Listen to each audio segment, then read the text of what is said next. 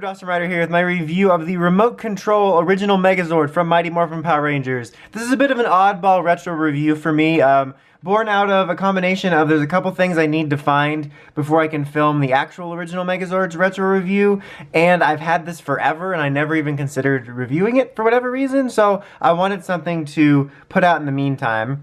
But anyway, this is basically a larger scale version of the Megazord, which is remote controlled by a remote control that's right here, which is attached by a cord, that basically all it does is moves backwards and forwards, or just forwards, regardless, it moves, and there's like little annoying noises that go with it. I've had it for quite some time, and it's actually really funny. When I was younger, the only actual Megazord I got from MMPR was the Shogun Megazord. Other than this was the only Zord I owned from MMPR when I was actually little, and I've had it forever, and you can probably tell it's really beaten up. Like, it's crazy beaten up. But setting that aside, you have to, because this is like a super used one. Like, it's funny, it's not even from me like bashing it around and playing with it, it's just from being moved around all these years. But anyway, the point is that setting aside the damage and the fact that the shoulders aren't accurate because they're not the outwards ones, this actually isn't a bad looking Megazord. In fact, that's mainly what we're going to be going over. This will be a pretty short review, but we'll just take a look at it here. It's actually not too bad. I actually kind of like the head sculpt on there. I lied. There was one time I played with this thing in a quote-unquote destructive way. For whatever reason, I put toothpaste on his face, so you can still see little specks from what I couldn't get off. But he can move his head, which is actually nice because it gives a little bit of personality. But I think they captured the scale, the scale of the Megazord helmet in a good way. And like, even though the eyes aren't accurate, I kind of like the way they look.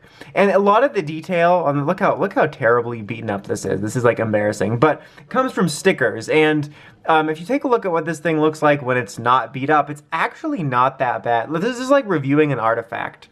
And you have like the little chrome horns on here, the chrome little things. There's an unidentified childhood stain. It does come with weapons.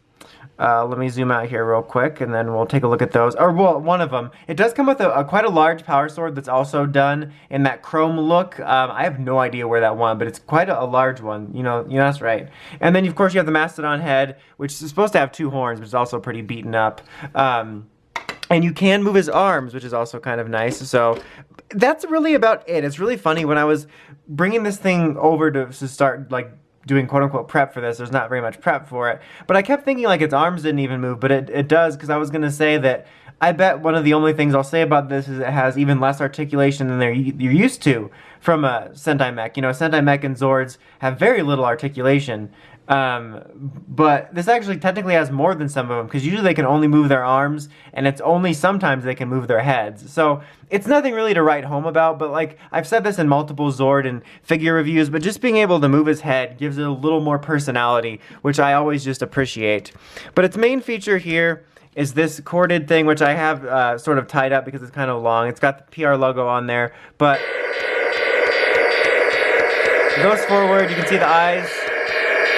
It makes those noises. Let's turn the head so you can see it.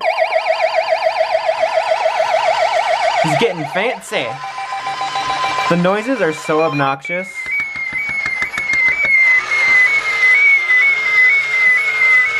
It's actually kind of funny. It's like tearing up the review carpet. Like, not tearing it physically, but it's like twisting it. Like, you couldn't see the bottom, but it was like coiling around it. But yeah, that's basically what you get. And it could be fun for kids. I could definitely see, like, I certainly had fun with it when I was younger. I feel like this would be an interesting thing to get for kids nowadays, since it's like an older item. But still, it was kind of a neat thing. It's kind of showing its age by the fact that it's, you know, controlled by something with a wire on it. There's also like a little walkie feature. I don't know if you can tell I'm talking and do it like this. Like, wait, I will finish what you started. But that never worked well. Like, right now, I don't know how terrible that came out or not, or how terrible that came out, but I remember when I was little, I'm like, wow, this is pretty bad, but there's like a little walkie in there. So it's actually kind of a neat toy, honestly. Like, it's Not a bad display piece. It's definitely not perfect with the stickers and some of the inaccuracies, but if you don't really care about scale and all you want is original Megazord, I could recommend checking this out, and you could probably easily hide the cord or even get rid of it.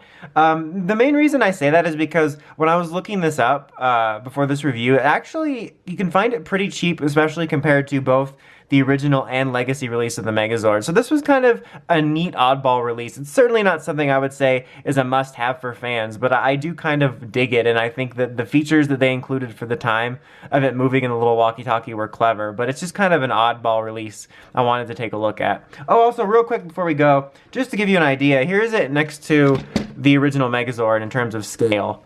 And then obviously the legacy one / the MMPR 2010 one is going to be a little shorter than that. But I figured this was the best scale to show because, you know, it's from the same time. And I'm hoping to review that Megazord also soon. I just need to find the dang Mastodon head. I have no idea where it went. But anyway, that's about it. Until next time, don't forget to like, comment, subscribe. It's Dawson Ryder, signing out.